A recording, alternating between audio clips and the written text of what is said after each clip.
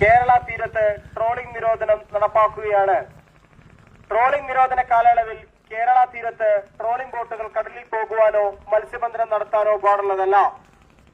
നിരോധനം ലംഘിക്കുന്ന ബോട്ടുകൾക്കെതിരെ 1980 കേരള സമുദ്ര മത്സ്യബന്ധന നിയന്ത്രണ നിയമം KMFR ആക്ട് പ്രകാരം നിയമ നടപടികൾ സ്വീകരിക്കുന്നതാണ്.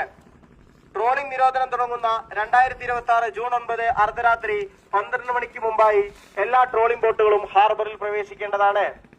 നിരോധനം അവസാനിക്കുന്ന ജൂലൈ 31 അർദ്ധരാത്രി 12 മണിക്ക് ശേഷം മാത്രമേ മത്സ്യബന്ധനത്തിന് പോവാൻ പാടുകയുള്ളൂ.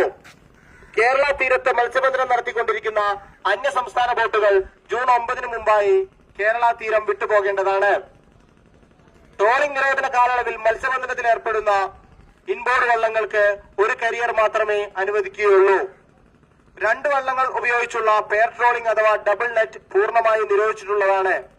വളർച്ച എത്താത്ത ചെറു മത്സ്യങ്ങളെ പിടികൂടുന്നത് കർശനമായി നിരോധിച്ചിട്ടുള്ളതും ശിക്ഷാർഹവുമാണ്. എല്ലാ യാനങ്ങളിലും രജിസ്ട്രേഷൻ മാർക്ക് നിർബന്ധമായും ഉണ്ടായിരിക്കേണ്ടതാണ്. മത്സ്യബന്ധനത്തിൽ ഏർപ്പെടുന്ന എല്ലാ യാനങ്ങളും മതിയായ സുരക്ഷാ ഉപകരണങ്ങളും ആവശ്യമായ രേഖകളും കരുതേണ്ടതാണ്. സർക്കാരിൽ നിന്നുള്ള കാലാവസ്ഥാ മുന്നറിയിപ്പുകൾ അനുസരിച്ച് മാത്രം മത്സ്യബന്ധനത്തിന് പുറപ്പെടുക.